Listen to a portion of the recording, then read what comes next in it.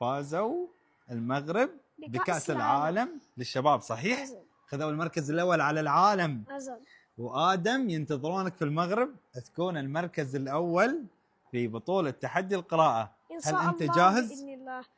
حققنا إنجازات على المستوى الرياضي وتحديدا كرة القدم، وحققنا إنجازات على المستوى السياسي، ولما لا إن شاء الله بإذن الله أن نحقق إنجازات في المجال الفكري والأدبي والتثقيفي. آدم، شو تقول عن اللغة العربية؟